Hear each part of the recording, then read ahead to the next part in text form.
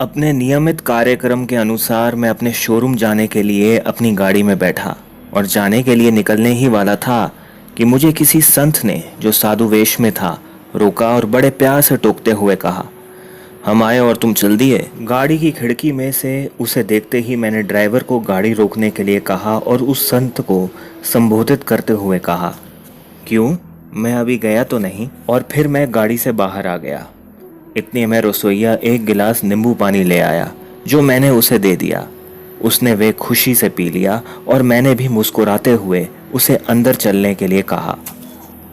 वे मेरे पीछे पीछे बगीचे के रास्ते स्थान वाले कमरे की ओर चल पड़ा। इस बीच कुछ बच्चे उस संत की ओर आकर्षित हुए और उसे पुकारने लगे। इस पर उसने कुछ फूल तोड़े और वो जामुन में बदल गए, जिसे उसने मेरी भतीजी रश्मि को दे दिए। फिर और फूलों को आम बनाकर बाकी बच्चों को दे दिए। वे संत इस जादुई शक्ति का प्रदर्शन बड़ी मुस्कुराहट के साथ करता हुआ स्थान वाले कमरे में चला गया। हमेशा की तरह मैं स्थान की गद्दी पर बैठा और वह अपने चेलों के साथ नीचे बिछे कालीन पर बैठ गया।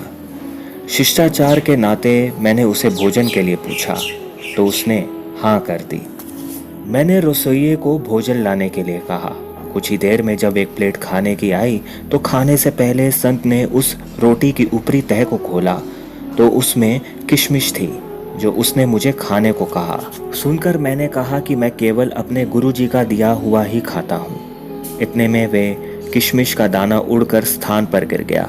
साधु ने मुझे उसकी ओर इशारा करते हुए उसे देखने और पहचानने के लिए कहा।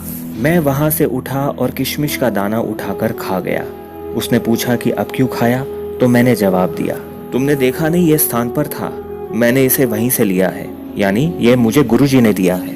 बस अब तो उसने मेरी प्रशंसा में भजन गाना शुरू कर दिया अगले 5 मिनट तक। उस भजन के शुरू के शब्द कुछ ऐसे थे, राजपाल भक्त, हमने तुम्हें दिल में बसाया है।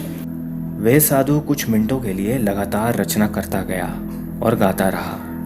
वे जो कुछ भी गा रहा था वे सब मेरी दिनचर्या की बातें थी, और जो कुछ भी कृपा गुरुजी ने मुझ पर की हुई थी उसी को गाता जा रहा था। उसकी इस जानकारी की उपलब्धि पर मैं हैरान था।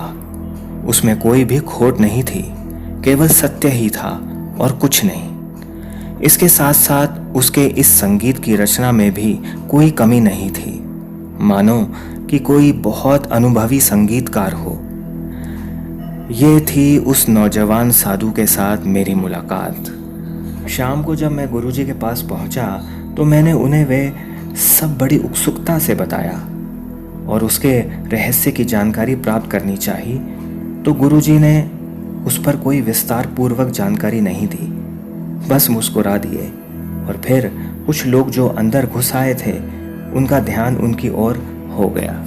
आज जब वह दृश्य मेरी आंखों के सामने आता है तो ऐसा प्रतीत होता है कि गुरुजी ने कोई दिव्य शक्ति की उपलब्धि मुझ तक पहुंचाने के लिए ये सब रचना की थी। हालांकि मेरे पास इस सब की कोई विशेष जानकारी नहीं है। ये जो कुछ भी हुआ वे बहुत ही असाधारण है, लेकिन मुझे गुरुजी से इस घटना के बारे में दोबारा जानने का मौका ही नहीं मिला।